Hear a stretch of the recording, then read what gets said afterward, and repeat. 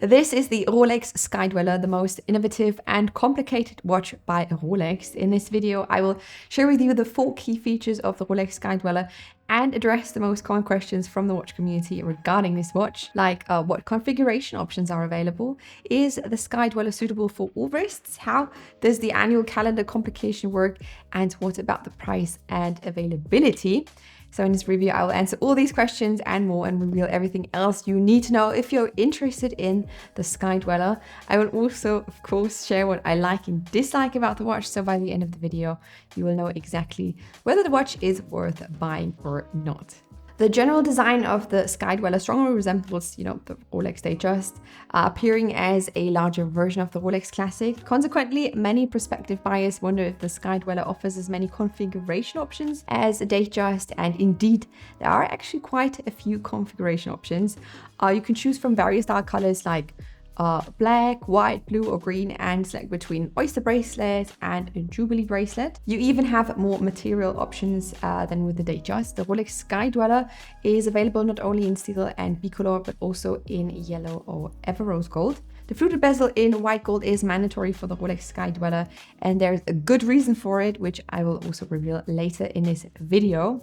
Right, let's now talk about the dimensions and whether the Sky Dweller is suitable for all wrists or not. Being one of the larger Rolex models, it is no surprise that many watch enthusiasts question its wearability. The watch has a diameter of 42mm, a thickness of 14mm, and a lux lug of 50.4. So given its height and large diameter, this Rolex requires a somewhat larger wrist. If you generally prefer larger watches, you might still be able to wear the watch comfortably with the wrist circumference of 17cm, especially with the less bulky looking oyster bracelet. However, I would say that the watch looks best on wrists with a circumference of at least 17.5cm. So no, the Sky Dweller is definitely not suitable for all wrists and does not even get close to get an IBWC stamp of approval.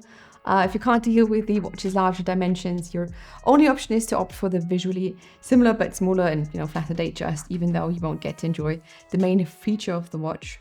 So this watch has a feature that makes the Sky Dweller not only the most innovative but also the most complicated Rolex of all time. An annual calendar complication which is extremely intuitive to use and does not need subdials. This is also why the fluted bezel is an integral part of the design. The white gold bezel is not just a visual identifier like on the Datejust or Day-Date, but a functional instrument in this case, which combined with the winding crown allows for the operation of all the watch's functions, but one thing at a time. Like almost every Rolex watch to date is displayed through the iconic date magnifier, which has become, an absolute Rolex trademark, just like the fluted bezel. The month display is ingenious. Since the dial has 12 hours, like the year has 12 months. The months are not shown on a cutted, subdial or anything like this, but through small windows outside the indices and the white gold crown at 12 o'clock. Rolex has used the safe space to, incorporate a 24-hour display in the center of the dial. And surprise, thus the Rolex Sky Dweller is a genuine GMT watch, allowing you to display a second time zone. But how does this all work, and what does the fluted bezel have to do with all of this? Well, it can be turned in different directions. If you turn the ring command bezel all the way to the left and set the winding crown to the outer position, you set the 24-hour display to the reference time. So if you turn the bezel one step further clockwise, only the hour hand moves, and you can set the local time. And then if you turn the bezel another step to the right, you can set the date both backwards and forwards until you reach the correct day and month. So the watch really is a perfect daily companion. Thanks to its 100 meters of water resistance, the Sky Dweller is both robust and suitable for everyday use, and you really only need to set it once a year, as the watch can differentiate between 30 and 31 days months. If you do want to take the watch off, it offers you also a power reserve of about 72 hours. So the steel version of the Rolex Sky Dweller with an oyster bracelet has an RRP of 15,300 euro. With the Jubilee bracelet, the watch is 250 euro more expensive. Bicolor and full gold versions have a higher list price due to material, but are significantly more available. Depending on the condition and age, you can get them around the list price, or at least with a minimal premium on the gray market. The steel version is still the most popular one and is one of, less available models today, although the availability issue, with Rolex has eased a bit in recent months. So yeah, on the gray market, the steel version of the Rolex Sky Dweller costs, several thousand euro above the list price, depending on, the configuration with the dial color. The highest prices are called for the blue dial or, the green dial version, which are also currently, the hardest to get models with the Sky Dweller.